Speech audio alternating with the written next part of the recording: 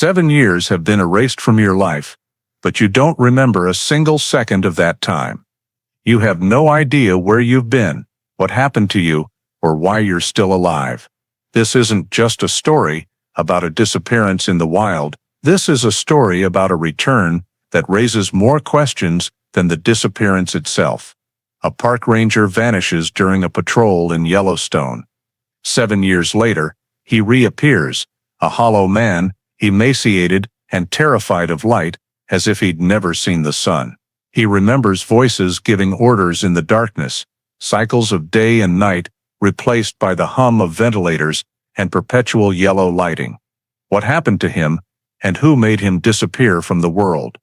The most terrifying part of this story isn't the mountains and forests of Yellowstone. It's the silence of the place that held him for 7 whole years. Before diving deeper into the story, don't forget to subscribe to the channel and hit the notification bell so you don't miss the latest cases.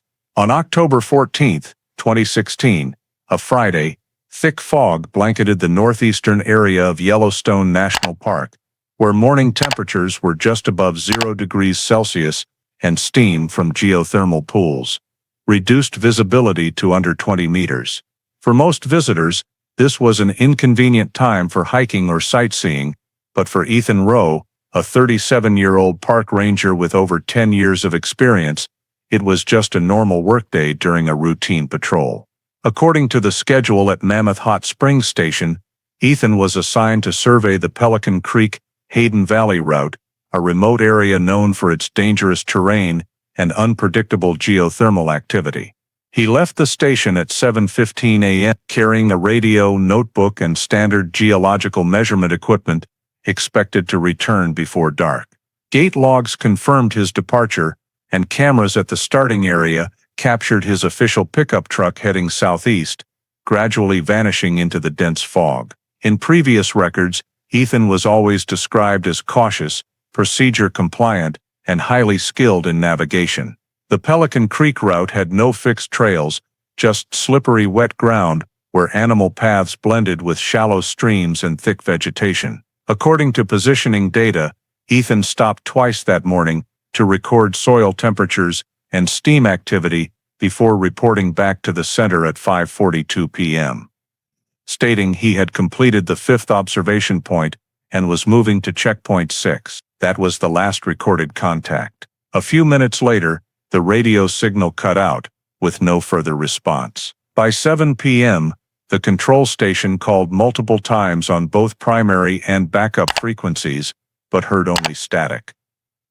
At 9 p.m., the nearest ranger team was ordered to search along the route, but fog and terrain forced them to stop about 2 miles short of the expected location. At 10:05 p.m., with all contact attempts failing, the Park Service officially reported the missing employee to the Gallatin County Sheriff's Office. In Bozeman, Laura Rowe, Ethan's wife, received a call from the station manager informing her that her husband had not returned and his location could not be determined. She was advised to stay home while the emergency response team prepared to deploy at dawn. That night, the fog grew thicker, winds carried sulfur fumes through the silent valleys, and the road to Pelican Creek was completely empty. Ethan Rowe never returned to the patrol station the next morning. As the first light filtered through the gray fog, Mammoth Hot Springs Station activated the federal search and rescue protocol, shifting the entire area to missing employee on duty status. At 6 a.m. on October 15, 2016, the first Park Service response team left the station, equipped with topographic maps, GPS devices, and K-9 units. A temporary command center was set up in the parking area near Hayden Valley, where representatives from Gallatin County Sheriff's Office, Yellowstone Rescue Forces, and federal personnel coordinated assignments. The initial search area was defined as a 3-mile radius around Ethan's last contact coordinates, a region of hills interspersed with wet valleys and hot springs, with many soft ground sections prone to collapse. K-9 units tracked his clothing scent, detecting a faint trail at the route's edge, but it vanished completely deeper into the steamy areas. Teams advanced in line formation, marking positions with reflective stakes, spaced 50 meters apart to maintain subsidiary radio contact. Drones were deployed from the center to scan for heat sources, but sulfur steam caused signal interference and constant thermal image distortions. By mid-morning, visibility was under 25 meters, and many areas became dangerous due to unusually high ground temperatures. At 2 p.m., light helicopters were mobilized to sweep along Pelican Creek, but detected nothing beyond geothermal smoke and reflections from wet mud. On the second day, the search radius expanded 2 miles southeast, including the Mary Mountain Trail area. Rescue teams noted a few faint boot prints, but after comparing with standard Park Service sole sizes, they did not match. A section of deeply indented ground was marked and mud samples sent for analysis, but initial results showed no biological material. Weather remained poor, with increasing fog and strong winds disrupting radio signals. By evening, the operation leader noted visibility near zero, low positioning accuracy, continuing ground radar monitoring. On the third day, helicopters from Bozeman were added, equipped with high-sensitivity infrared cameras, along with 2 more drones, extending coverage to the western forest of Hayden Valley. Collected data still showed no human heat sources or movement signs. All emergency radio calls were futile, met only with prolonged white noise. In the command center, the wall map was densely marked with red dots, each representing a scanned area with no results. In Bozeman, Laura Rowe received updates that the operation was hampered by extreme weather, but hope remained as searches continued. By the end of the third day, with temperatures dropping below -10 degrees Celsius and Sulphur Springs freezing into thick opaque layers that disabled laser ranging equipment, the chief commander ordered all forces back to base for plan reassessment. The end-of-day report stated, no physical evidence, no signals, severe weather obstruction, temporarily suspending direct operations until conditions improve. The third night passed in heavy silence over Hayden Valley. Only faint lights from the command tent piercing the dense fog, where Ethan Rowe's name was boldly written on the duty board with no one knowing where to circle it. On the morning of the fourth day of the operation, as search teams expanded scanning southeast along the Mary Mountain Trail, a ranger group spotted a metallic object glinting near the trail edge, partially obscured by mud and thick sulfur dust. Upon closer approach, they identified it as Ethan Rowe's official Ford F-150 pickup, in the distinctive green-silver Park Service paint, license plate YN 2463. The truck was neatly parked on dry ground, tires not sunk, with no signs of skidding or collision. The driver's door was locked from inside, key still in the ignition. The field forensics team immediately cordoned off a 50-meter radius, set up warning tape, and photographed the overall scene before opening the door. Outside temperature was around -5 degrees Celsius, with no indications of recent human presence around the vehicle. Inside the cabin, items were neatly arranged. The passenger seat held a small gear bag containing standard first aid kit, rain jacket, folding knife, and an unopened lunchbox. On the dashboard was an open Yellowstone topographic map, folded to the Pelican Creek and Mary Mountain section. Next to it was the handheld radio. Battery removed and placed separately in a small nylon bag, completely dry. There were no physical signs of struggle or unauthorized entry. Doors, handles, steering wheel, and gear shift showed no foreign fingerprints. In the glove compartment, technicians recovered a metal pin, Ethan's ID badge, 2 spare batteries, and handwritten notes with survey coordinates from October 14th, matching the registered work itinerary. On the floor were a few dry mud particles, collected for geological comparison. Other electronic devices like GPS, personal locator beacon, and work phone were missing from the truck. Exterior inspection showed no fresh footprints or other tire tracks besides the F-150's own. A thin layer of sulfur dust evenly covered the hood and windows, indicating the vehicle had not moved for at least 3 days prior to discovery. Field police scanned the surrounding 200-meter area with metal detectors and mobile DNA detection equipment, but recovered no biological samples. They marked the truck's position with GPS coordinates, documented the condition in detail,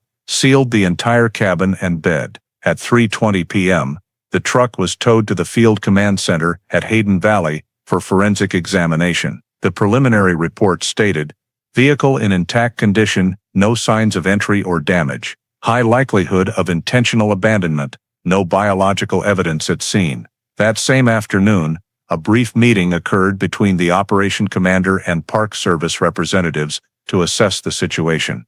Discovering the F-150 provided a new milestone in the search, but complicated assumptions.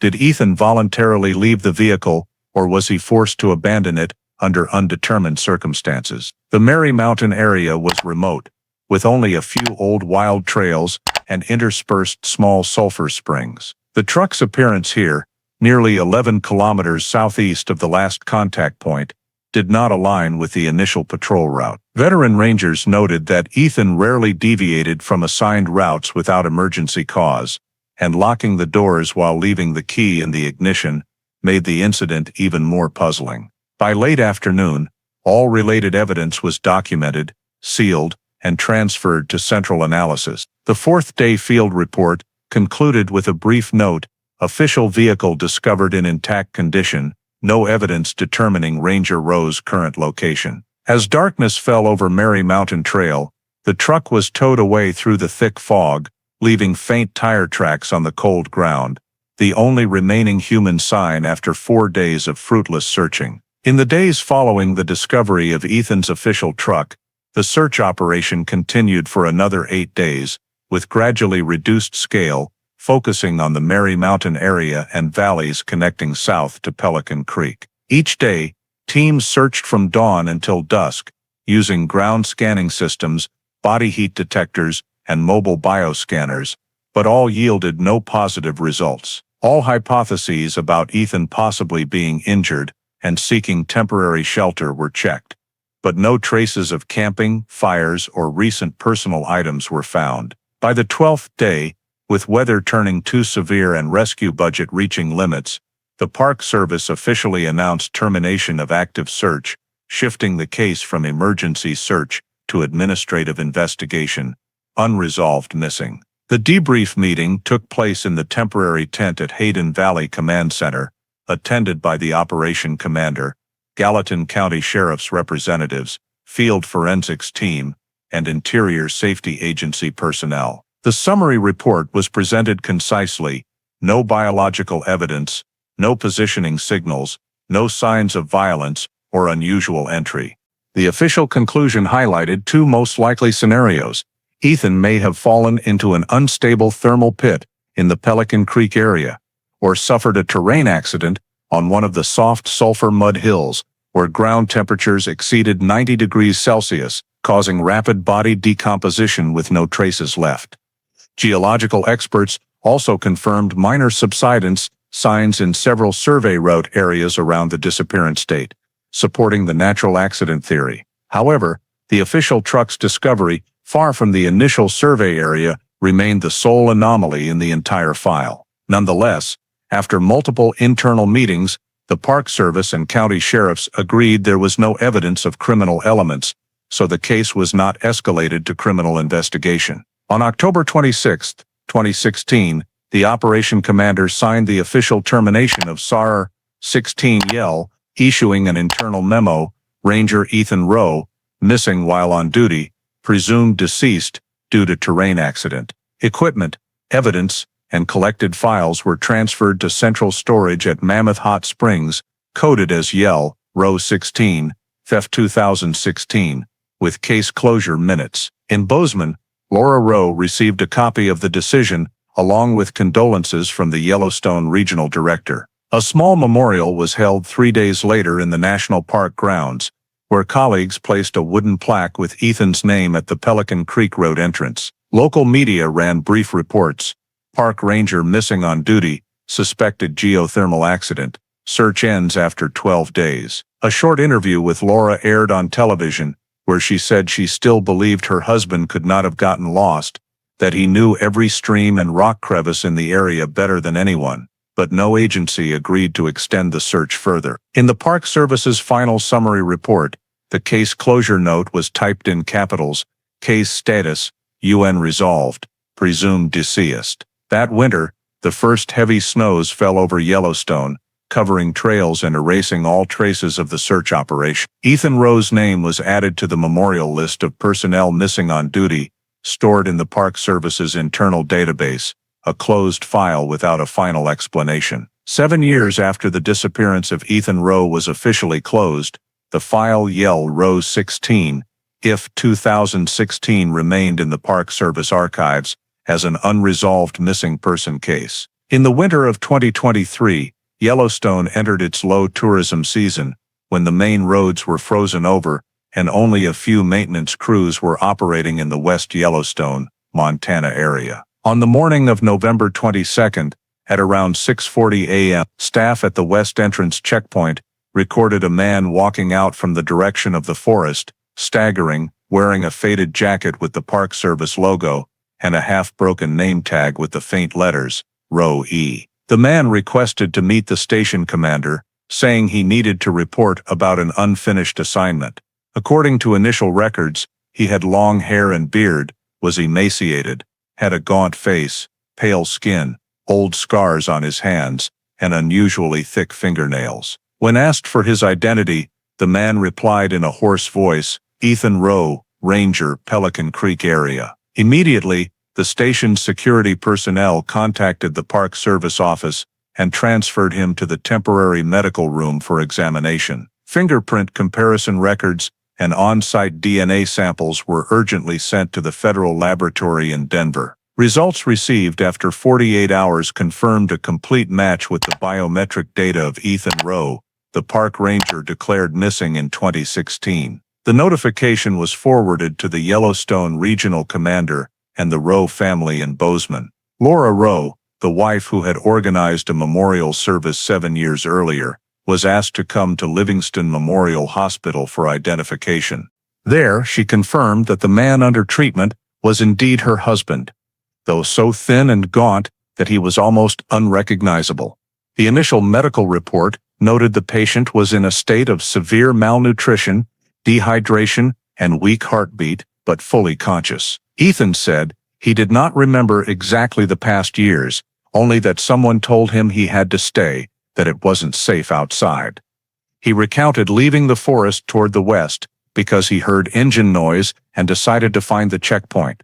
When asked about the year of his disappearance, Ethan thought it was just a few months ago and was surprised to learn that 7 years had passed. Strangely, he could describe in detail the 2016 search process, the names of the K-9 teams, helicopter flight paths, locations of marked areas on the map, information that was only in internal files, never made public. When Park Service investigators verified, all the details he mentioned were accurate, including the coordinates of the Hayden Valley Field Command Post and the timing of each helicopter takeoff. The fact that a person missing for 7 years could accurately recall details of the search operation for himself prompted the entire management agency to immediately reopen the case. On November 27, the Yellowstone Regional Director signed an order to reactivate file Yell Rowe 16, FF 2016, changing its status from archive to active investigation. Additional testing samples were taken to verify DNA, while cross-referencing medical records, fingerprints, and histological characteristics all confirmed a match with Ethan Rowe. The Park Service issued a brief statement to the press. Employee Ethan Rowe, missing since 2016, has been found alive in West Yellowstone, Montana. The case is under investigation. The news quickly spread throughout Wyoming and Montana, forcing the park's west entrance area to increase security due to arriving reporters. Meanwhile, forensic experts were dispatched to Livingston Memorial to collect clinical data and record initial statements. Ethan continued to assert that he did not get lost, but was kept somewhere underground, though he could not describe the exact location. He said there was yellow light, fan noise, and a man checking his pulse every day. But all his answers were fragmented and vague. Due to the unusual nature of the case, on December 1, 2023, the Park Service officially transferred the file to the Federal Bureau of Investigation under federal jurisdiction, on the grounds that the victim was a government employee missing while on duty. The FBI office in Denver took over, assigning a special investigation team to coordinate with the Park Service and the Department of the Interior to determine the origin of the years of disappearance. On the same day, a new file was created with the temporary code RO, Yell 2023, marking the return of a case thought to have ended 7 years earlier, when the man presumed dead suddenly reappeared in the middle of Yellowstone's winter, carrying fragmented memories of the very search that had been conducted to find him. After identity confirmation and initial stabilization, Ethan Rowe was transferred to the intensive care unit at Livingston Memorial Hospital for a comprehensive medical examination under the protocol for long-term missing persons cases. A team of doctors including nutrition, neurology, and clinical forensic specialists was mobilized simultaneously, coordinating with observers from the Park Service and FBI. Initial tests recorded the patient in a state of clear exhaustion, weight only 51 kilograms, down more than 20 kilograms from the 2016 record. Arm and leg muscles atrophied, low muscle mass index indicative of prolonged immobility, pale skin almost pigmentless due to lack of natural light exposure. Under dermatological microscopy, the epidermis showed characteristic photic damage typical of someone living in weak artificial light for many years. Vitamin D levels near zero, along with osteoporosis in the hip and wrist joints. Both wrists and ankles had circular scars of uniform diameter, with old healed scar tissue interspersed with new skin, indicating prolonged restraint by hard objects. Doctors determined the scars were not from rope, but from metal cuffs or flat-surfaced restraints. On the inner left forearm was a series of evenly spaced puncture marks, about 4 centimeters apart, corresponding to repeated intravenous injections from wrist to elbow. Blood analysis revealed trace amounts of benzodiazepine, lorazepam, and minimal fentanyl, all low-dose sedatives for maintaining central nervous system stability. Skin on the nape and back of hands had old healed scratches, mostly uniformly healed, indicating frequent contact with hard surfaces. Additionally, toes showed deformities from cramping, reflecting lack of walking or movement over a long period. Full-body CT scans showed no bone fractures, but internal organs exhibited reduced function, mild liver and kidney impairment, slower than normal heart rate, weak peripheral nerve responses. Notably, analysis of Ethan's hair over 20 centimeters long revealed 3 distinct layers of color change, consistent with cycles of prolonged light deprivation followed by sudden strong light exposure for short periods, evidence that he had lived for years in an enclosed environment without sunlight.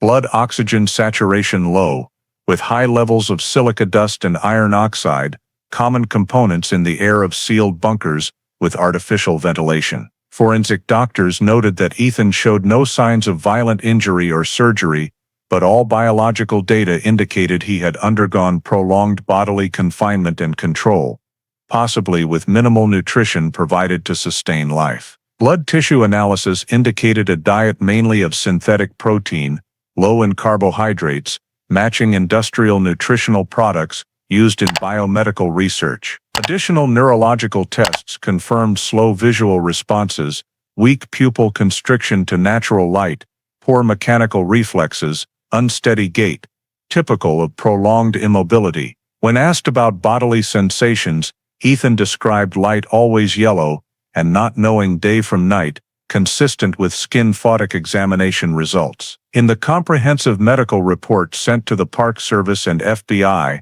the lead forensic expert concluded, the patient's body exhibits all physiological signs of isolation from natural light and open environment for a minimum of 6 years. Even puncture marks and wrist-ankle scars prove mechanical bodily restraint. No evidence suggests the patient lived wandering outdoors. The medical report was signed and sealed, marked with the final note, preliminary conclusion, long-term confinement in a controlled enclosed environment. In the hospital corridor, federal agents exchanged quick words in low voices, while Laura stood behind the observation glass, hands clutching the edge of her coat. After 7 years of mourning, the man she thought was lost was not dead.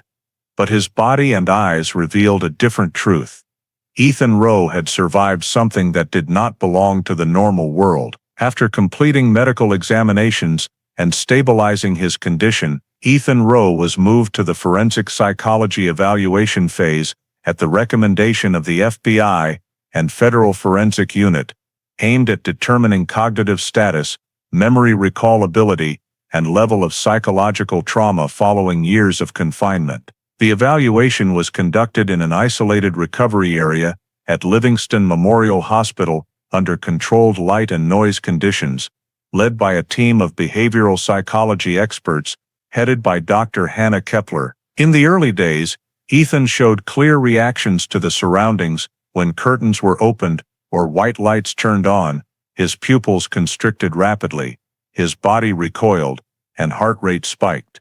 He only felt comfortable in soft yellow light adjusted below 100 lux, equivalent to old fluorescent lighting. When hearing metal clanging, especially the click of door locks or falling medical instruments, his body jerked immediately, hands covering his head, breaking into cold sweat.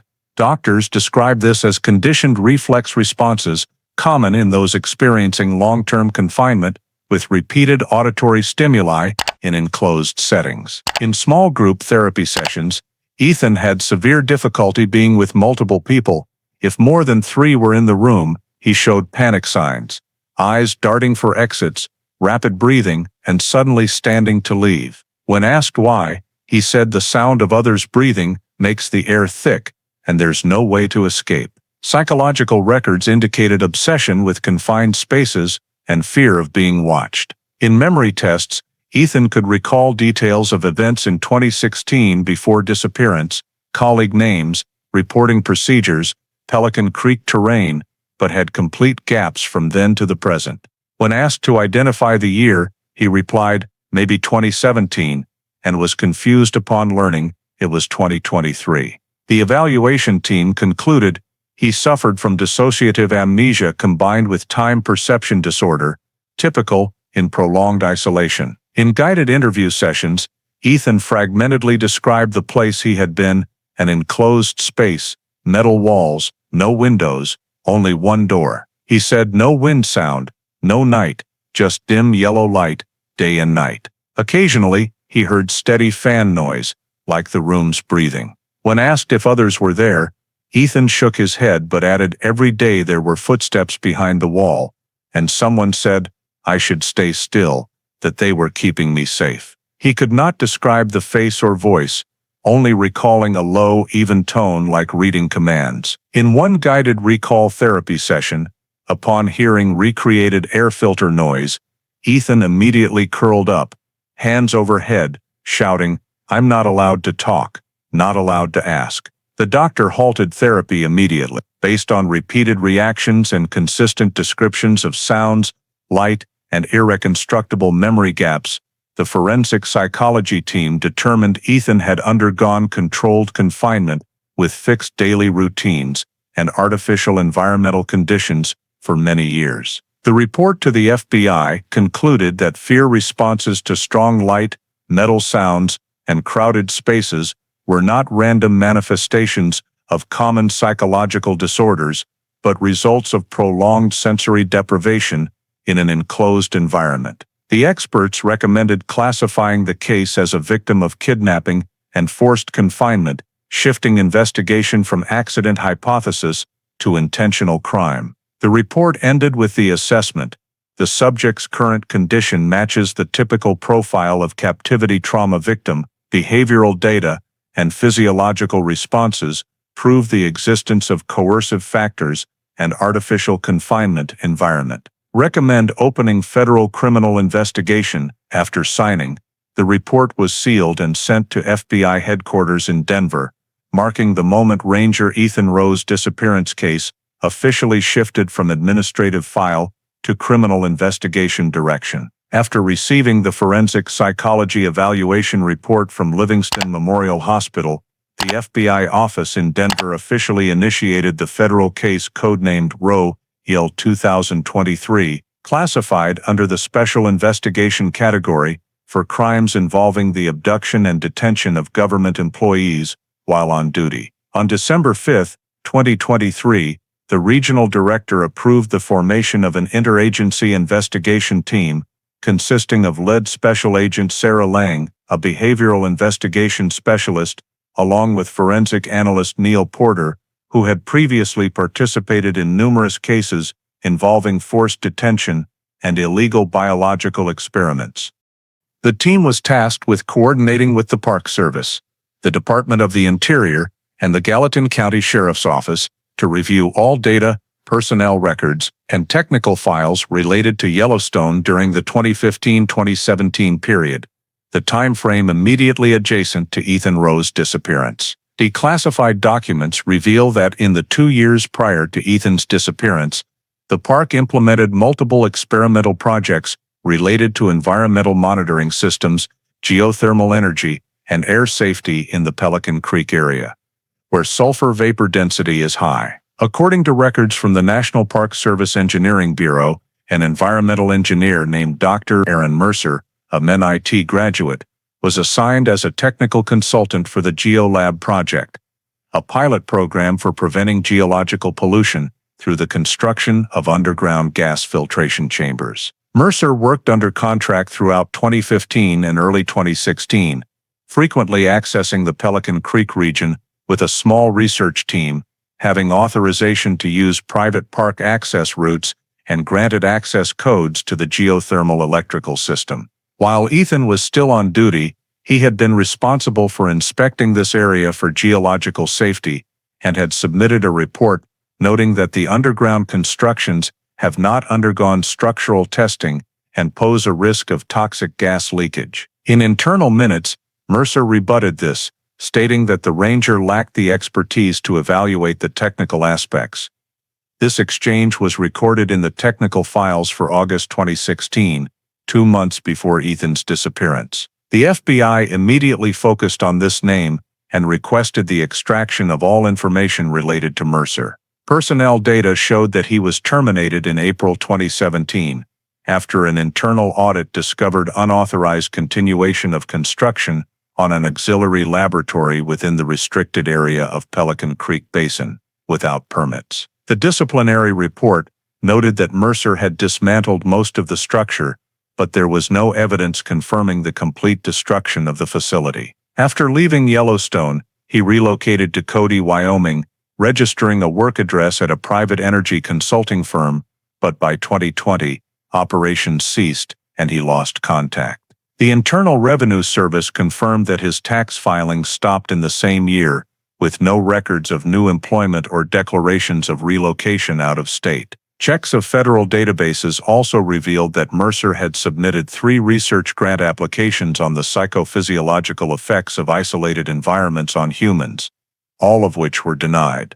This led the FBI to consider the possibility that he had conducted unauthorized experiments on his own. Special Agent Sarah Lang and Neil Porter traveled to Yellowstone, establishing a temporary investigation office in Gardner. They requested that the Park Service hand over all technical infrastructure maps of Pelican Creek and areas potentially containing underground structures. When cross-referencing old satellite data from 2016, Porter noticed at the eastern edge of the area an abnormal high ground temperature compared to the average baseline, a detail matching the final observation report submitted by Ethan before losing contact. The investigation team also reviewed park entry-exit logs from that period, discovering that Mercer's technical badge was scanned at the south gate on October 10, 2016, just 4 days before Ethan's disappearance, despite official work records stating he had completed his assignment in September. There was no subsequent record of him exiting the park. Mercer's presence in Yellowstone so close to the disappearance became the central focus of the investigation. The FBI requested reanalysis of all monitoring reports for the GeoLab area to pinpoint locations previously used as experimental facilities. Internal Park Service documents further noted a small structure called the Air Filtration Prototype, designed by Mercer, located near the edge of Pelican Ridge, approximately 5 kilometers from where Ethan's vehicle was found. This structure was reported as dismantled after the project ended, yet no demolition records or site photos were archived. The initial comprehensive report from the Rowe, Yell 2023 investigation team concluded, there is sufficient basis to believe that Dr. Aaron Mercer, former environmental engineer for the GeoLab project, was the last individual legally present in the Pelican Creek area before Ranger Ethan Rowe's disappearance, and may be involved in the incident. He was terminated in 2017 and lost contact in 2020.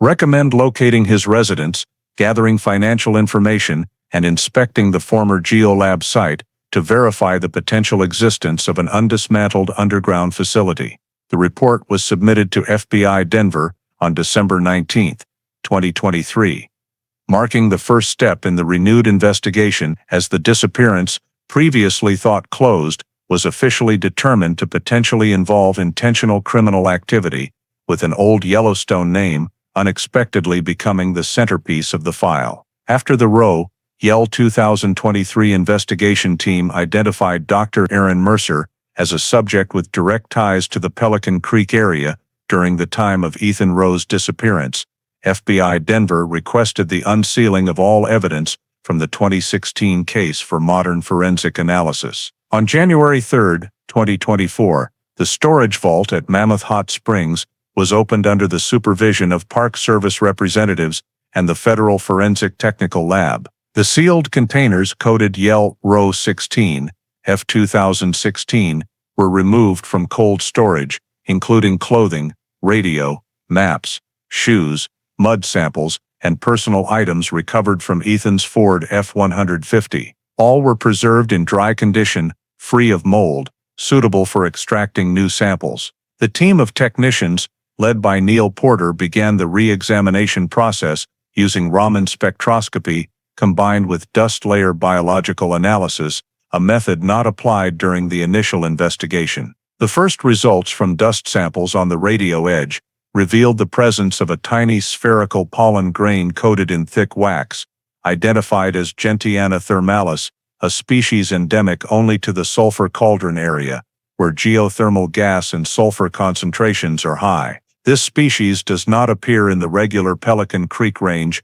but exists only on the southern fringe of the former GeoLab system, about 5 kilometers from where Ethan's vehicle was found. Further analysis of the sole of Ethan's left shoe uncovered fine soil with abnormally high iron oxide and silica content, matching samples collected at Sulfur Cauldron during the 2015 environmental survey supervised by Mercer himself. Residue dust in the shoe treads also contained precipitated sulfur salt crystals, a rare geological feature documented solely in the GeoLab drilling reports. This data confirmed that Ethan had been present in the Sulfur Cauldron area prior to his disappearance, contradicting the initial assumption that he was only patrolling within Pelican Creek. Reviewing Ethan's work log, the final page coincidentally aligned, a handwritten note, check thermal ridge, unusual vent formation in the unfinished notes section, further supporting the likelihood that he had moved in that direction. The forensic analysis report was submitted to Special Agent Sarah Lang the same day, including magnified pollen images and soil sample comparison tables. The results were forwarded to the Park Service Geology Department for cross-referencing with topographic maps and old drilling data. According to archived records, the Sulfur Cauldron area was the site of the GeoLab project's 2015-2016 air filtration prototype test facility, overseen by Dr. Aaron Mercer. The structure consisted of a small underground chamber with 2 ventilation pipes used to test sulfur vapor filtration technology. After project completion, the facility was reported dismantled, but no records or photos confirmed complete backfilling. The Geological Mapping Office confirmed the exact coordinates of the site on the eastern slope of Pelican Ridge, which had not been re-inspected since 2017. Sarah Lang immediately requested current satellite imagery review of the area to detect signs of artificial structures. Infrared photos provided by NASA showed a surface temperature anomaly higher by about 3.8 degrees Celsius in a 10-meter diameter zone, precisely matching the GeoLab facility coordinates. Upon zooming in, the technical team identified a narrow metallic reflection streak, likely an uncorroded steel ventilation pipe. This prompted Lang to propose a federal search warrant for the Sulfur Cauldron Pelican Ridge area to verify the existence of an unregistered underground structure. The warrant application was filed with the Wyoming District Court on January 6, 2024, accompanied by all forensic evidence, geological maps, and sample analysis results. In the filing, Lang emphasized, physical evidence proves the victim was present in the Sulphur Cauldron area at the time of disappearance. This location coincides with a geolab facility formerly managed by suspect Aaron Mercer, with no legal demolition records. The search warrant was approved the same day by the federal judge for the Wyoming District, authorizing the FBI and Park Service to conduct field investigation within a 2 square kilometers radius around Pelican Ridge, including the use of geological probing equipment, ground-penetrating radar, and access to any underground structures previously built there. Concurrently, Lang contacted the Bureau of Land Management for land title data, confirming that the Sulphur Cauldron area had never been permitted for civilian construction, meaning any remaining structures would be illegal. By the end of the day, the forensic report was forwarded to the Denver Coordination Center, marking the official shift of the case from analysis to field investigation phase. In the summary minutes, the final line was typed in all caps: "Old evidence proves victim's presence at GeoLab site during disappearance period. Recommend site search." On the morning of January 10, 2024, following approval of the federal search warrant, the Joint Investigation Team from FBI, Denver Park Service, and Wyoming SWAT moved to the Pelican Ridge area to conduct the field survey. The zone was cordoned off in a 2-kilometer radius around the coordinates matching the former GeoLab facility. The terrain here is steep, surrounded by sulfurous slopes and scattered steam vents, with the surface covered in thin moss interspersed with geothermal ash layers. Ground-penetrating radar was deployed first, revealing a box-shaped metallic structure underground at approximately 9 meters depth, measuring about 20 square meters, rectangular, with a narrow conduit extending southward. As the SWAT team approached the center of the radar signal, one member spotted an unusually depressed ground area, covered in thick moss, beneath which was a metallic surface. After clearing the moss and debris, they exposed the edge of a flat steel hatch flush with the ground, its outer rim welded with corrosion-resistant material. 2 large hinges were rusted, but structurally intact. There were no signs of subsidence around it, indicating the hatch was designed to withstand pressure and may have been maintained for years. The technical team used plasma cutters to breach the lock, taking nearly 40 minutes to cut through the 5 centimeters thick steel. When the hatch opened, a rush of hot air mixed with old metal and sulfur odor emerged, requiring team members to don filter masks before descending. Below was a metal staircase leading down into the bunker, about 12 steps long, connecting to a narrow corridor less than 1 meter wide, lined with galvanized sheet metal on both sides. Electrical wiring and ventilation pipes ran along the ceiling, still operating at a basic level, with ventilation fans turning slowly and emitting a steady hum. When the technical team connected temporary power to measure voltage, results showed residual energy stored in solar batteries or an independent backup system. The corridor led to 3 small interconnected rooms. The first room was empty except for a workbench. Metal shelves holding dozens of file boxes, an old desktop computer, and a 9-panel monitor. Under thick dust, the equipment remained intact. Power lights were off, but the computer's hard drive indicator blinked when reconnected. The second room was identified as living quarters, about 12 square meters, containing a metal bed bolted to the floor, a torn old mattress, a small dining table, a sink, a cabinet with canned food, and a mini water filtration unit. On the walls were handwritten markings in marker, Cycle 184, Subject ER and Sleep 6H, Light 2H. On the floor, the investigation team found 4 metal rings bolted directly into the concrete, symmetrically spaced, to correspond to restraining a person's hands and feet. The third room was deemed the technical area, equipped with industrial air filtration systems, 2 large oxygen tanks, a low-capacity air conditioner, and a cabinet containing medical supplies. On the metal shelves, vials and empty syringes were neatly arranged, some labeled lorazepam, saline, glucose 5%. All were seized and sealed. Surveillance cameras were mounted in room corners, and the corridor, lenses pointed toward the metal bed, connected via cables to the central hard drive in the control room. Upon forensic team inspection, they discovered a 4-terabyte hard drive, labeled Log01, containing over 700 AVI video files, numbered by cycle, starting from October 2016. A second smaller hard drive, labeled Backup, stored text files and experiment logs, many entries titled Observation Phase, Nutrient Control, Adaptation Rate. On the desk was a thick handwritten notebook with a plastic cover, opening to the middle page revealed, Subject ER, Stable Condition, Cycle 248. Fingerprints on the cover matched Aaron Mercer's samples from Park Service personnel files. When the entire structure was illuminated, experts noted an unusually high level of preservation,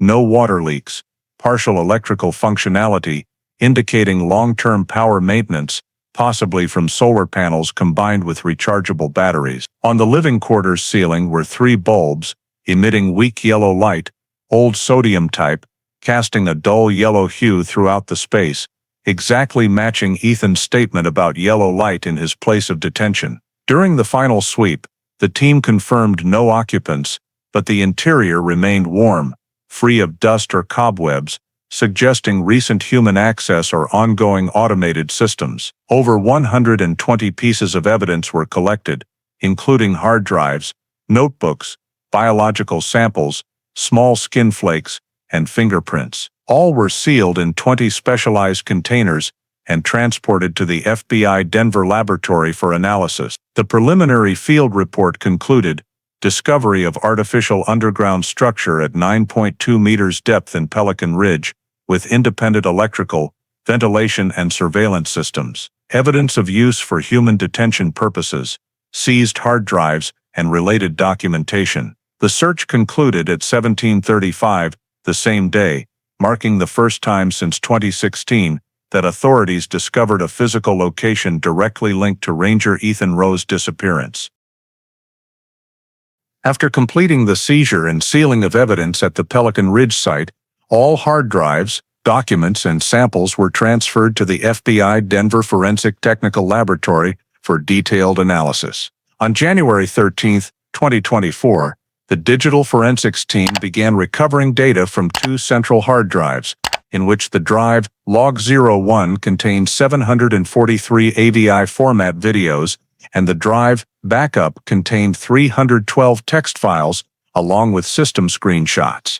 The video files were sequentially numbered by cycle, starting from cycle 001, October 14, 2016, to cycle 248, October 2, 2023, with a total duration of nearly 6,800 hours of footage. Each video featured a fixed scene, a small metal room, dim yellow lighting, with the camera pointed directly at an iron bed in the center. In most segments, Ethan Rowe appeared in stable health, wearing gray work clothes, with a closely shaved head, slow and quiet movements. The continuous timestamps over many years showed no interruptions, indicating the camera operated reliably under long-term supervision. In the early part of the recording sequence, Ethan was still healthy, occasionally making notes in a notebook, seemingly required to follow a specific schedule. Later, the frequency of speaking gradually decreased, replaced by repetitive actions, measuring pulse, writing symbols, meditating. In some segments, a man wearing a technician's jacket entered, his face obscured from the lens, delivering food and checking medical equipment. The build, height, and gait were compared using image recognition software, showing a 94% match with images of Dr. Aaron Mercer from the 2016 Park Service personnel records. Certain frames reflected off the steel surface also revealed the outline of a face with a beard, graying hair, and safety goggles, features matching descriptions of Mercer before he went missing. The electronic logs in the backup drive documented in detail each phase of the experiment, including feeding schedule, medication log, and observation notes. One entry dated 10/2016, 12/2023, described a subject ER stable. Administer lorazepam 0.5 mg QD. Adjust cycle to maintain calm state. Observation continues. Subsequent lines noted. Cycle 84 months. Subject adapted to confined rhythm. Reflex minimal. This data proves that Ethan was maintained in a controlled routine for an extended period, fed regularly, and given daily low-dose sedatives. Chemical analysis of empty syringes collected at the scene yielded results matching the sedatives detected in Ethan's blood upon hospital admission. Technical logs recorded periodic changes to air filters, power source checks, and bunker temperature updates. One notable entry titled Behavioral Threshold described turning off the lights for 48 hours to assess tolerance to darkness. In the corresponding video segment, Ethan was seen sitting motionless, apparently talking to himself, then slumping into sleep. The data also included graphs tracking weight, heart rate, and oxygen absorption rates, indicating the supervisor had advanced knowledge of biomedical science and conditions for living in a sealed environment. On multiple pages of notebooks recovered from the control room, the phrase, "Subject ER observation cycle 84 months" appeared repeatedly, with additional notes. No external stimuli. Adaptation achieved. The final section of the notebook contained scribbled text, "System stable, data complete. Prepare transfer." Fingerprint samples taken from the paper pages, workstation, and control room door handles were compared against the Park Service personnel database, resulting in a complete match with Dr. Aaron Mercer's fingerprint samples, confirming his presence at the site. Additionally, the forensics team discovered system files recording internal IP addresses used to log into the satellite data network from 2016 to 2020, with weekly periodic access, indicating the facility had covert information connectivity, possibly for external data storage or backup. The audio team isolated segments with background sounds, detecting the steady hum of ventilation fans, dripping water, and occasionally a hoarse voice reading medical readings, such as pulse 68, temp 97.8. This voice was compared against audio samples from Mercer's 2015 interview, matching at 98% frequency. Based on the entirety of the digital evidence, videos, notebooks, and fingerprints, the FBI concluded that the underground bunker at Pelican Ridge was constructed for the sole purpose of conducting psychological biological experiments on human adaptation in isolated conditions. Ethan Rowe was the only subject held captive for the entire 7 years, under the direct control of Aaron Mercer. The independent power supply system, air filtration, and synthetic nutrition sources indicated the facility was designed for long-term operation without external resupply. The final report from the forensic laboratory concluded, all evidence authenticates the Pelican Ridge facility as a sealed experimental base constructed and operated by Dr. Aaron Mercer. Fingerprints, video data, and log records prove he was directly responsible for the detention of federal employee Ethan Rowe for over 7 consecutive years. The report was forwarded to FBI Denver and the U.S. Attorney's Office with a recommendation to issue a nationwide arrest warrant for Mercer, marking the point at which the investigation officially shifted to pursuing the suspect. Immediately after the forensic report confirmed Dr. Aaron Mercer's direct role in the detention of Ethan Rowe, the U.S. Attorney's Office issued a nationwide arrest warrant for him on March 20, 2024, on 6 federal charges, including kidnapping, unlawful detention, and unauthorized human experimentation. FBI Denver established a federal task force coordinating with regional branches in Wyoming, Montana, and Idaho, using financial data, image surveillance, and electronic signal tracing to track the suspect. Bank account analysis showed Mercer withdrew all his savings at the end of 2020, just before disappearing from the tax system. The most recent transaction trace appeared at a gas station in Cody, Wyoming, in February 2021. After that, no further card or credit activity. The investigation team inferred he was living on cash, traveling in a personal vehicle to avoid detection. The forensics team extracted GPS data from maintenance records of a white Dodge Ram pickup truck owned by Mercer, registered in Cody. Insurance tracking showed the vehicle was last scanned at a federal toll gate in June 2022, in the Beartooth Highway area, bordering Wyoming and Montana. Special Agent Sarah Lang requested traffic camera extracts along that route, identifying blurry images of a matching vehicle style and color, carrying a large container in the bed.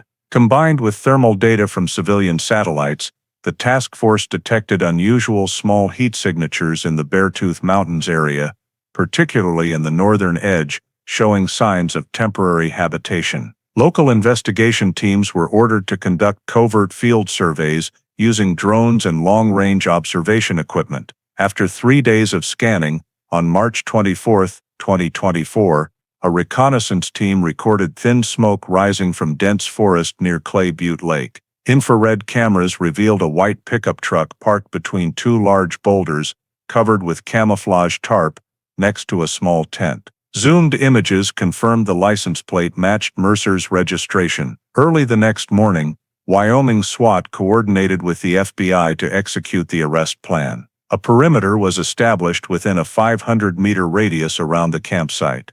Agent Lang directly commanded, dividing the team into 3 approach directions. At 5:42, as the faint light of dawn appeared, the assault team closed in and issued warnings over loudspeaker. A man emerged from the tent, wearing a gray jacket, long hair, thick beard, unarmed. When ordered to kneel, he complied without resistance. The arrest proceeded quickly, with no physical altercation. Preliminary identification confirmed the detainee was Dr. Aaron Mercer, age 54.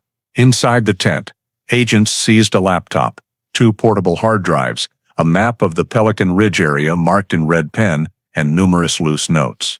The laptop was still operational, containing a folder named Data Continuation and several encrypted files. Additionally, they found 2 spare fuel cans, dried food, a small solar power generator, indicating Mercer had been living alone in the wilderness for months. Fingerprint samples at the scene matched stored data completely. Searching the tent, agents discovered a notebook with numerous scientific symbols interspersed with personal entries. Subject achieved adaptation, transfer incomplete, and the final line. Observation must not end. When asked for identification, Mercer responded calmly, confirming his name and former employment with Yellowstone Park Service. He provided no reason for his presence there and refused all further questions. The entire site was secured for evidence collection. The technical team backed up data from the laptop and hard drives, discovering 47 files with names matching those in the previous LOG-01 drive, many updated just weeks prior, proving he continued monitoring or storing related data. In the truck, the FBI found a mini satellite transceiver antenna, a solar-powered Wi-Fi router, and a 30 centimeters metal pipe with sulfur residue around it. Identified as industrial ventilation piping, similar to the system in the Pelican Ridge bunker. These items were sealed and transferred to Denver for examination. At 10:20, on March 25, 2024, Aaron Mercer was transported to the federal detention facility in Billings, Montana, in a state of limited cooperation. The arrest report stated, "No casualties. Target apprehended in Beartooth Mountains, approximately 70 kilometers north of Cody, Wyoming. Evidence: laptop, Pelican Ridge area map, 2 portable hard drives, transceiver equipment, and personal documents." Shortly thereafter, the U.S. Attorney's Office issued an official statement confirming the primary suspect in the Ethan Rowe detention case had been apprehended, ending nearly 8 years of searching since the day the Yellowstone Ranger vanished without a trace. After being apprehended in the Beartooth Mountains, Aaron Mercer was transferred to the Federal Detention Center in Billings under the direct supervision of FBI Denver. He was held in isolation and refused all communication during the first 24 hours, neither requesting a lawyer nor objecting to interrogation. Special Agent Sarah Lang and the Behavioral Investigation Team were authorized to conduct a formal interview on the morning of March 26, 2024.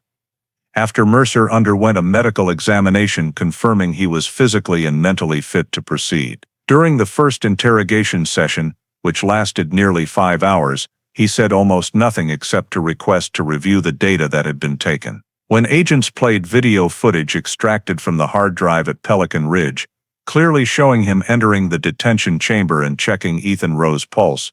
Mercer stared at the screen for a long time before quietly saying, "I didn't harm him. I only observed." This statement was recorded in the official transcript and regarded as the first admission of his presence at the underground laboratory. When asked about the purpose of detaining Ethan, Mercer explained that he did not view it as detention, but as a study of human adaptability when deprived of the element of freedom. He said he had sought to prove that humans could maintain consciousness and biological equilibrium in a completely isolated environment, and that Ethan Rowe was the perfect choice because he belonged to nature and understood how to exist in solitude.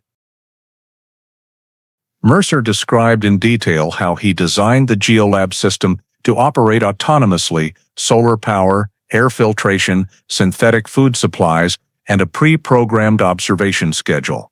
He insisted that there was no intent to cause harm and that all health parameters were monitored accurately. When investigators asked why Ethan was not allowed to leave, Mercer simply replied, "The experiment would have failed if he knew he could escape." In the second interrogation session, the investigation team employed cognitive confrontation tactics, presenting DNA evidence, fingerprints, experiment logs, and voice recordings from the videos for comparison. Mercer did not deny anything, only stating that everything you have found is scientific data that has been misunderstood. He viewed his actions as a necessary mission to demonstrate survival capability without society. When asked why he chose Yellowstone as the location, Mercer explained that it was the only place where a human could be hidden from the world while still ensuring natural equilibrium. His language throughout the interrogations was described as calm and logical, but laced with signs of control obsession and extreme belief in maintaining natural order by eliminating the human element. He frequently used technical terms such as adaptation subject, observation cycle, behavioral response threshold, and time perception adjustment. When asked why he terminated the experiment and left the bunker in 2023, Mercer replied, "He had completed it. I no longer needed to be there."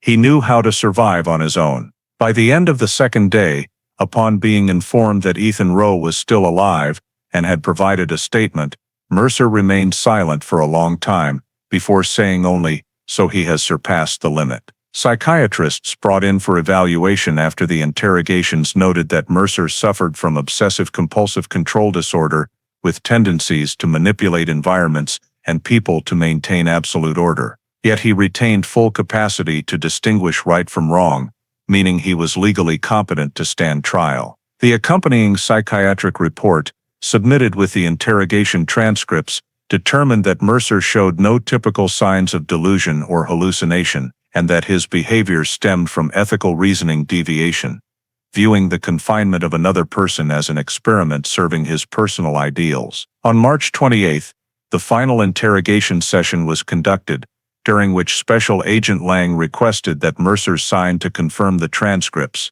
He read every page, raised no objections, and then handwritten a brief note at the end.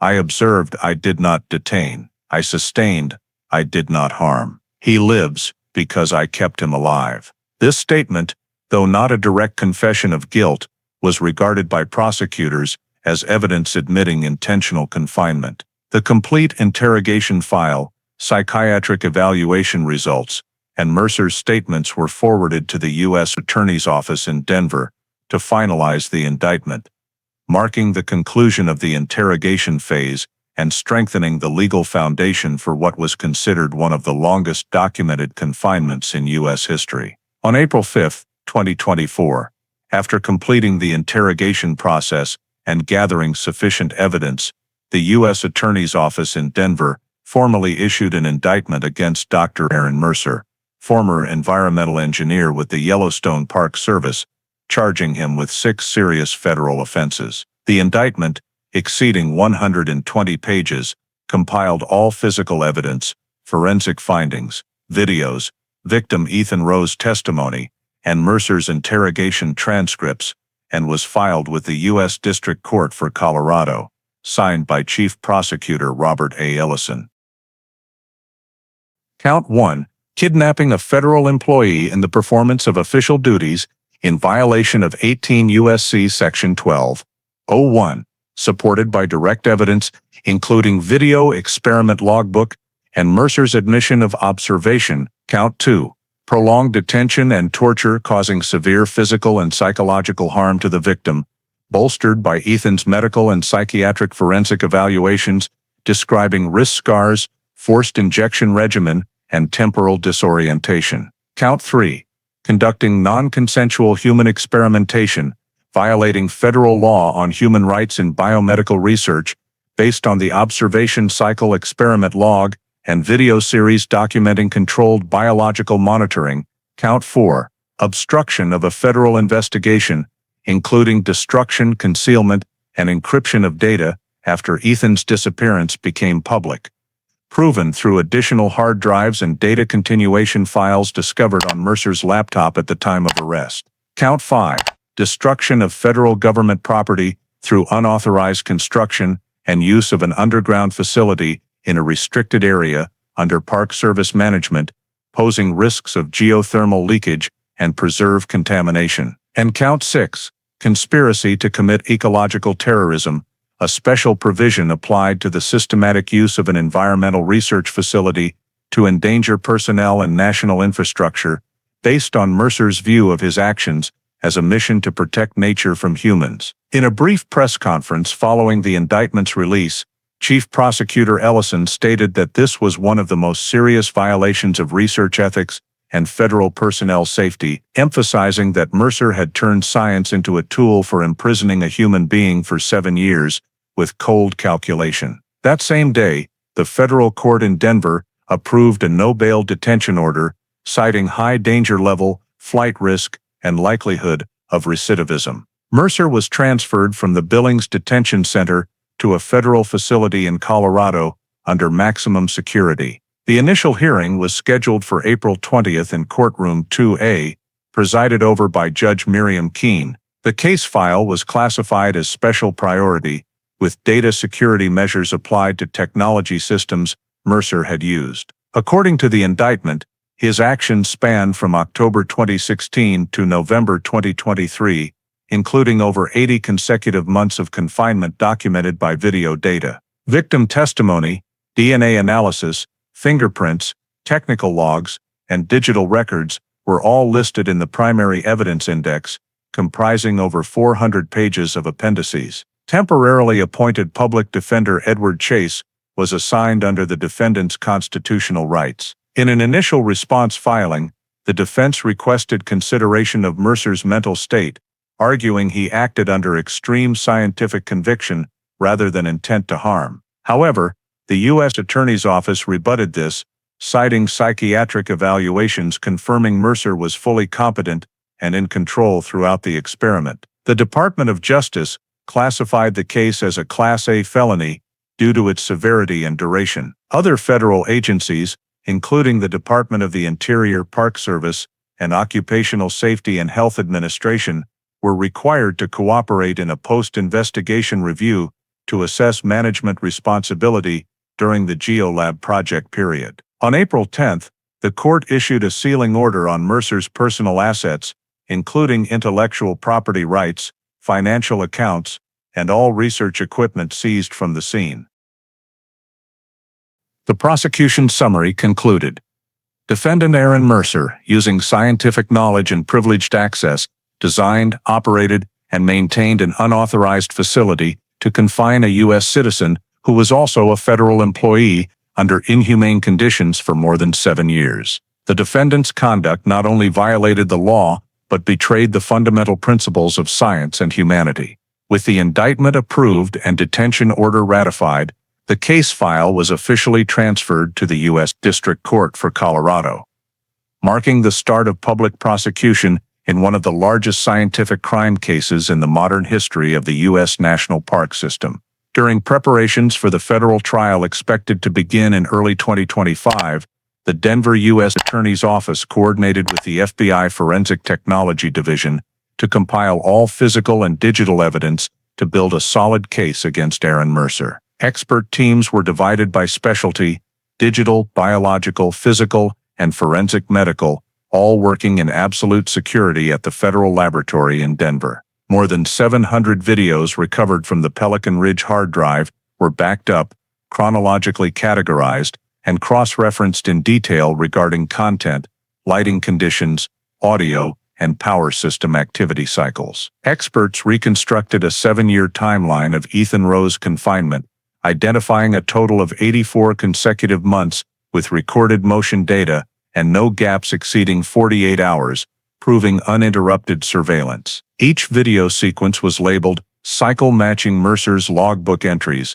forming a complete evidence system demonstrating organized intent and conduct. The Biological Forensics Unit compared DNA samples from hair, blood, and skin cells collected in the bunker with Ethan Rowe's samples. Results confirmed a perfect match, reinforcing evidence of prolonged victim presence at the site. Additionally, a second DNA profile found on the workbench, door handles, and medication vials matched Aaron Mercer's record, confirming his direct and ongoing presence at the laboratory. Chemical analysis of residual solutions in empty syringes and sealed medication bottles revealed primary components of lorazepam, glucose, multivitamins, and saline, all consistent with sedatives and long-term physiological maintenance substances used in medical research. The biomedical expert team concluded that Ethan's life was deliberately sustained through a planned regimen of injections and nutrition. The report stated, no evidence of physical violence or coercion was found.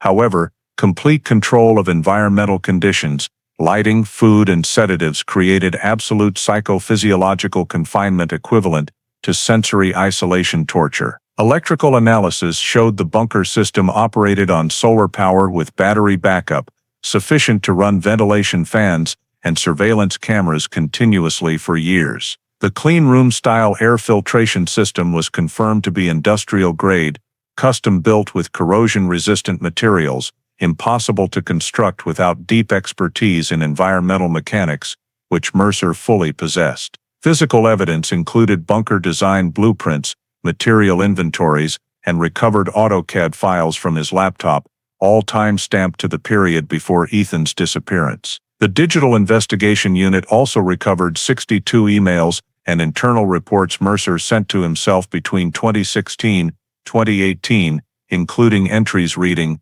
"Subject ER stable, adaptation conditions achieved." Forensic linguistics experts identified the use of terms like subject and cycle as characteristic of scientific reporting, clearly demonstrating intent to frame the confinement as targeted research. Visually, prosecutors collected 3 video frames clearly reflecting part of Mercer's face on steel surfaces, processed through 3D reconstruction software, and confirmed as 99% identical to his prior identification records. Concurrently, the psychological evaluation team reassessed Ethan Rowe, confirming his mental state aligned with environmental conditions shown in the videos. From lighting, color, and sound to ventilation fan cycles, audio evidence showed a low, hoarse voice reading biomedical metrics in over 200 video segments, matching Mercer's voice frequency with less than 2% deviation. When combined, the entire dataset formed a complete causal chain. Ethan Rowe disappeared in an area under Mercer's supervision, was taken to the GeoLab bunker, sustained artificially, recorded continuously for 84 months, and left only when the system shut down. Forensic experts describe this as the first closed-loop biological control model implemented outside medical frameworks. The final consolidated report was submitted to the U.S. Attorney's Office on November 12, 2024, comprising 18 volumes, over 1,600 pages of evidence, 300 forensic photographs, and 12 expert reports. Chief Prosecutor Ellison's summary stated, "There is no room for reasonable doubt. Digital, biological, and physical evidence proves the existence of the confinement facility and clearly identifies victim and perpetrator. Deliberate artificial life sustenance demonstrates calculated conduct, not temporary psychological deviation." On November 20th, the federal court in Denver issued notice confirming all evidence had been validated and approved for presentation to the jury. The court record concluded briefly, physical, biological, and digital evidence obtained from the Pelican Ridge facility, holds absolute legal value and is irrefutable. This was the final step in the preparation phase, completing the formal prosecution file against Aaron Mercer before the case proceeded to trial. The federal trial in the case of United States v. Aaron Mercer officially opened on January 12, 2025, at the federal courthouse in Denver, Colorado, presided over by Judge Miriam Keene. The case drew particular public attention due to its serious and inhumane nature, and it marked the first time in the history of the United States National Park System that a former Park Service engineer was prosecuted for allegedly detaining and experimenting on a federal employee for over 7 years. In the courtroom, defendant Mercer appeared with silver hair, a gaunt face, wearing a gray suit, maintaining a calm demeanor, and showing no emotion. The prosecution bench was occupied by Chief Prosecutor Robert A. Ellison and 2 assistants, while the defense was represented by Public Defender Edward Chase. The key witness in the case was Ethan Rowe, who was under special protection and only appeared in court during the main testimony sessions, accompanied by a medical team and psychologists. In the opening statements, the prosecution presented the indictment consisting of 6 charges, emphasizing irrefutable physical, biological, and digital evidence. Ellison addressed the jury. This was not an experiment. It was a systematic detention where a human being was stripped of all freedom and turned into an object of observation. He played a video clip from the Pelican Ridge hard drive showing Ethan Rowe sitting motionless in a pale yellow metal room, with Mercer's voice steadily reading out biological metrics. The entire courtroom fell silent for several minutes as those images appeared. Next, forensic experts presented the results of DNA analysis, fingerprints, and electronic data, confirming a complete match between Mercer and the entire experimental system. Biological, chemical, and imaging evidence was presented over an 84-month cycle, reconstructing the process by which Ethan was kept alive through artificial nutrition in conditions of absolutely controlled light and sound. In his testimony, Ethan Rowe recounted fragmented memories of the years in captivity. "I didn't know day from night. There was only the sound of machines and someone's breathing behind the wall." He described gradually losing his sense of time, being injected with drugs every day, and his final memory of the sound of a door opening and a rush of cold air before escaping on his own in 2023. When asked if he could identify the caregiver, Ethan replied softly, "He had a deep voice and counted my heartbeat every morning." The prosecution immediately played an audio excerpt from the video for comparison, with the voice perfectly matching Mercer's audio sample. The defense, in its cross-examination, did not deny the existence of the experiment, but argued that Mercer acted for scientific purposes without malice. Attorney Chase stated, "My client is not a kidnapper, but a scientist obsessed with the biological limits of humans. He believed he was conducting research to benefit humanity." The defense presented Mercer's old academic papers on isolated environment research, attempting to prove that his actions were ethically deviant rather than criminally culpable. However, the prosecution countered by playing a video from Cycle 248, October 2, 2023, in which Mercer noted, "Subject ER stable, adaptation complete, termination optional." Ellison pointed to the screen and said, "No scientific research calls keeping a human for 7 years in an underground bunker an experiment. This is detention." Over the 18 days of trial, the court heard testimony from 27 witnesses, including scientists, forensic experts, psychiatrists, and Park Service employees who had worked with Mercer. They described him as intelligent and perfectionistic, but showing signs of distorted thinking about natural order. One former colleague testified that Mercer had once said, "Nature needs to be purified from the chaos of humans." Court-appointed psychiatrists confirmed that he suffered from obsessive control disorder, but was fully competent to stand trial. The defense attempted to convince the jury that Mercer believed Ethan had voluntarily participated in the experiment, but the prosecution presented audio recordings in which Mercer said, "You will be free when I say you are allowed." That argument was rejected by the jury during the mid-trial phase. On day 14, the prosecution presented a series of videos on life sustenance, the nutrient pumping system, vials of drugs, and handwritten biomedical charts by Mercer. Another audio recording played in the courtroom. No stimulation, no communication. Everything must be silent for him to adapt. A heavy atmosphere enveloped the entire courtroom. By day 17, both sides completed their closing arguments. Attorney Chase concluded with, "If this is guilt, then it is the guilt of knowledge exceeding ethics." In response, Ellison simply said, "If knowledge requires chains, it is no longer science." On January 30th, 2025, after 18 days of proceedings, the jury was instructed by Judge Keene to enter deliberations. They had to review over 2,000 pages of evidence and nearly 40 hours of selected video. In the court's minutes, the final line of the trial day read, "The jury enters closed deliberations, with the 6 charges fully considered."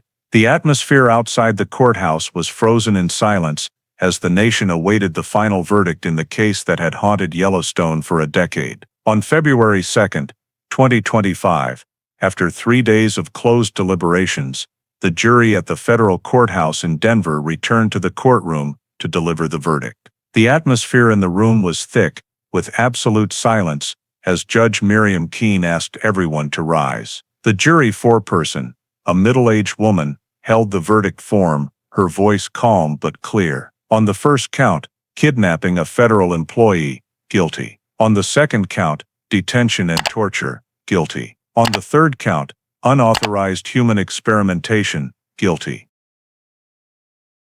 On the fourth count, obstruction of federal investigation, guilty. On the fifth count, destruction of public property, guilty.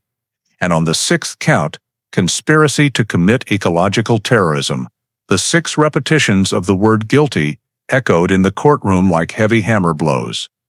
Aaron Mercer sat motionless, staring straight ahead, showing no reaction. Ethan Rowe was present in the front row, his head slightly bowed, hands clenched on his lap, eyes closed upon hearing the final count.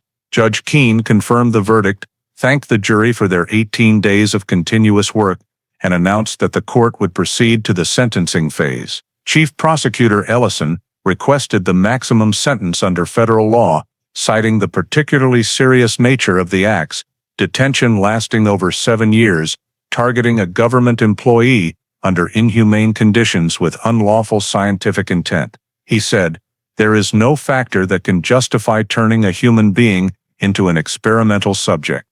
The defendant did not act unconsciously, but with meticulous calculation, aimed at controlling life. The defense offered no additional mitigating arguments, only submitting a written appeal regarding the defendant's obsessive control disorder, while acknowledging his full legal competency. Judge Keene spent nearly an hour reading the 26-page sentencing opinion, summarizing the entire investigation, trial, and irrefutable evidence. She said, "The court recognizes that defendant Aaron Mercer is an educated individual who clearly understood the boundary between ethics and crime. He not only crossed that boundary, but deliberately destroyed it.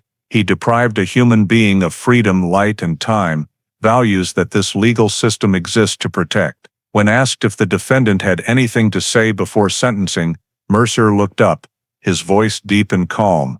"If I hadn't done it, who would prove that humans can exist outside society? I was simply ahead of my time."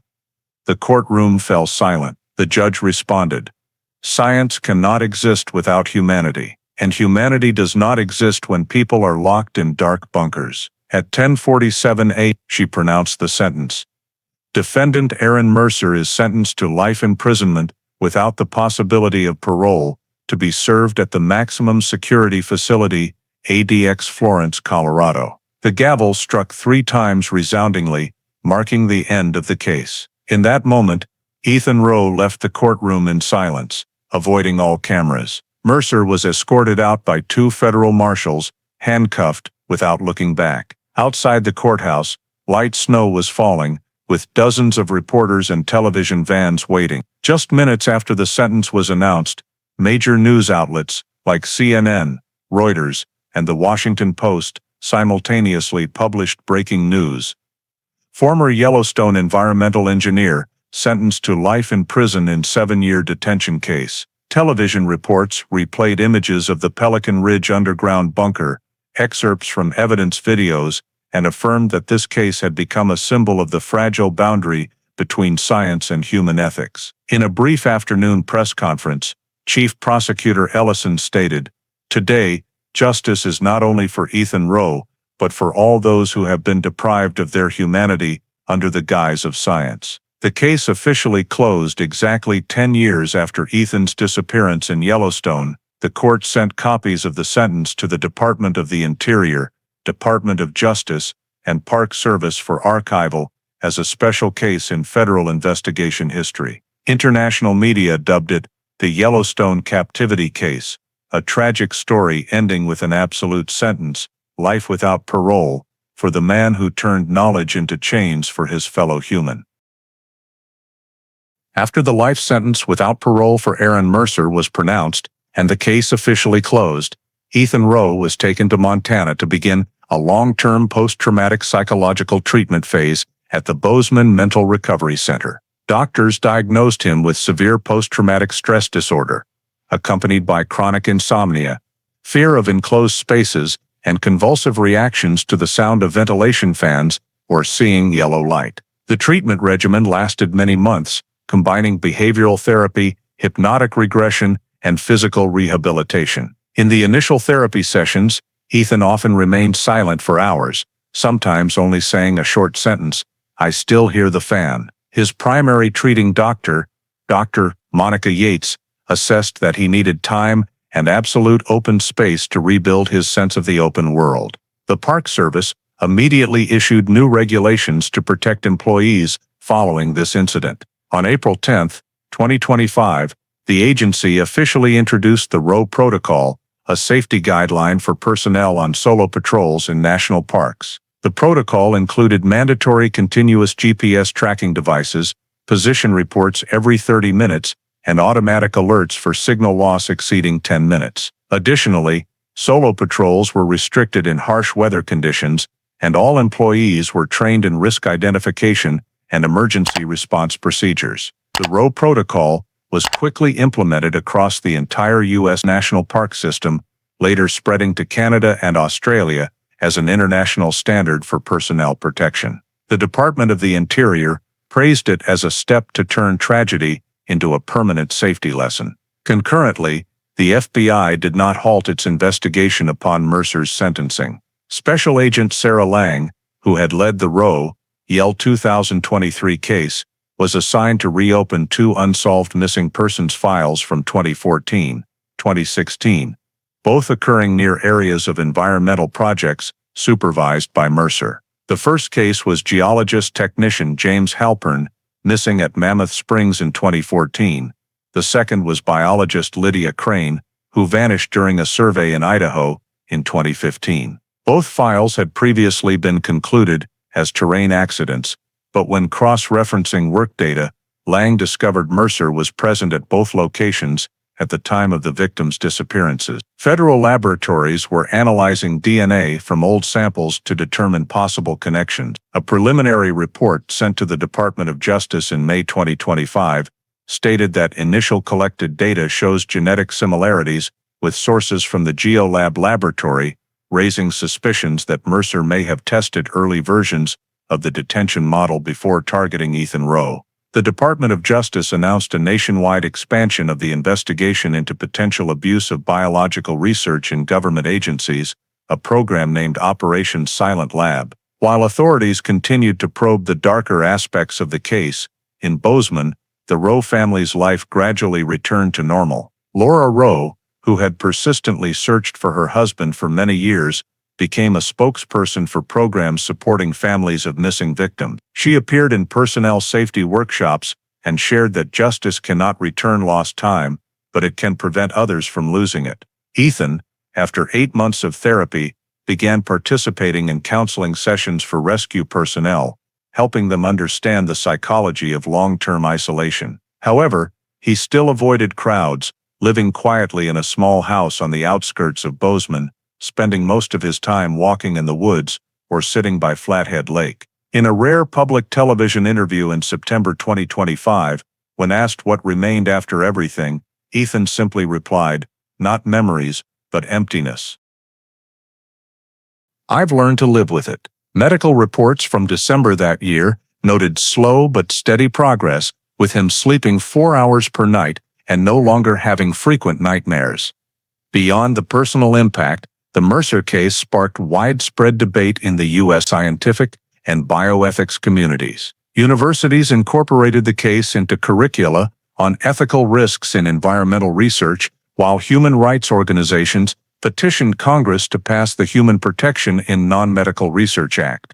Former prosecutor Ellison, in a year-end press conference, stated, "We cannot control nature by imprisoning humans. Ethan Rowe is proof of the limits of science without ethical guidance." In Yellowstone, a stone plaque was erected at the entrance to Pelican Creek, inscribed, "In memory of endurance and light, Ethan Rowe 2016-2023. Each spring, Park Service employees place a bouquet of Gentiana thermalis, the flower that helped uncover the truth, beside the plaque. 7 years of captivity, 3 years of investigation, and 1 life sentence closed a dark decade, but its echoes remain deeply etched in the minds of those who witnessed it.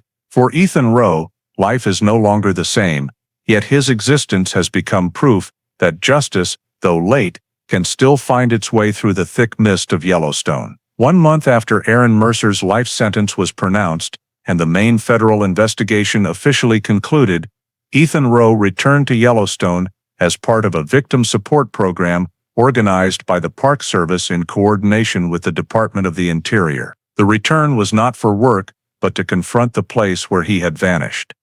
Pelican Creek and the cold, damp land that had become the center of the decade-long case. On the morning of October 3, 2025, Ethan set foot on the old trail, accompanied by a group of psychologists and Park Service representatives. Winter mist still hung thick, but the Pelican Ridge area had completely changed.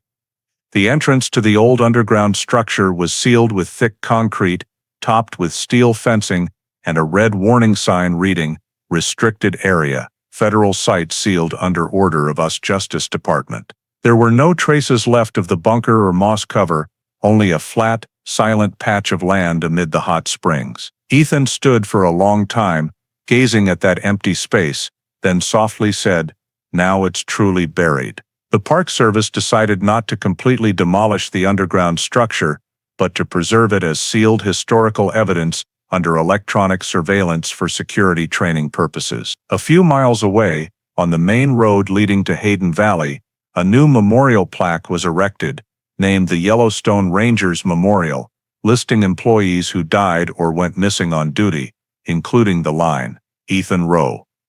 Missing 2016, recovered 2023. Below it was a small note, "For endurance for truth." The dedication ceremony was attended by representatives from the FBI, Department of Justice, and dozens of rangers from national parks across the country. In his speech, the Park Service director said, "Ethan did not just survive, he carries the reminder that those who protect nature also need protection, like the land they safeguard." Starting in 2025, Mercer's case was incorporated into official training materials at the Federal Security Academy under Course Code FBI TRN 45A, focusing on response and investigation in long-term high-tech detentions. The entire file, videos, sentence, and forensic conclusions were partially declassified for use in investigator training, with the note, "The only recorded case of a victim detained over 7 years in a sealed artificial environment who survived and recovered." The program is taught as a prime example of the intersection between criminology, psychology, and environmental technology. In training classes, footage of the moment the Pelican Ridge bunker was discovered is shown as evidence of how a scientific deviation can turn into criminal behavior. The FBI's summary report, published that year, officially concluded, Mercer's case is one of the longest unlawful detentions with a surviving victim in U.S. history, demonstrating the complexity of science-related crime and the necessity of federal cooperation in investigations. National media also reported on the case's long-term impact. Personnel protection budgets for parks doubled, safety monitoring programs were modernized. Environmental research ethics regulations were reviewed nationwide. Ethan Rowe was invited as an honorary advisor to the Park Service in field safety, but he declined to return to official work, saying that nature should be a place where people find freedom, not detention. He continued living in Bozeman, maintaining regular therapy, participating in discussions on mental health and occupational safety. His family, after years of disruption, found a new rhythm in life. Laura Rowe established a foundation called the Rowe Foundation to support relatives of federal employees missing on duty, providing free legal and psychological counseling. The foundation became a symbol of rebirth after tragedy, dubbed by media as light after the dark bunker. In Yellowstone, the Pelican Ridge area is now a permanent restricted zone, accessible only to special personnel for safety research. Annually in October, the month Ethan disappeared in 2016, rangers gather at the memorial to remember colleagues, and the Rowe Protocol is recited as a traditional ritual. In the final summary report of the U.S. Department of Justice, the concluding line was bolded.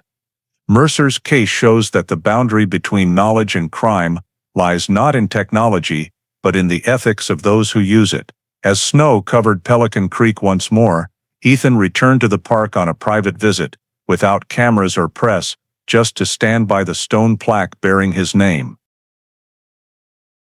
He touched the inscription, then turned away, walking along the old trail where it all began.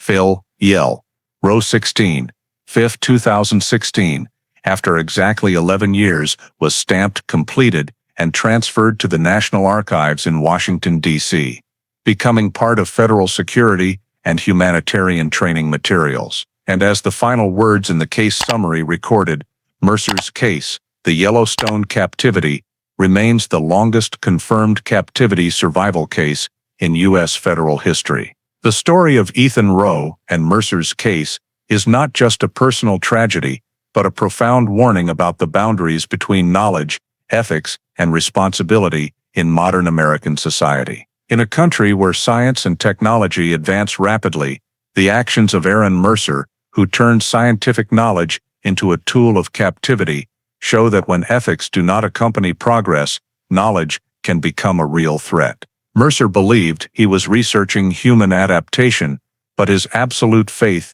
in personal ideals led him to cross the line of humanity, detaining a person in an underground bunker for 7 years. In today's American society, where artificial intelligence, biotechnology, and digital surveillance increasingly permeate life, this story reminds us to prioritize ethics and transparency. The reforms following the case, such as the Park Service's Rowe Protocol or the FBI's research ethics training programs, prove that institutions can learn from mistakes to better protect people. But the greater lesson lies in individuals.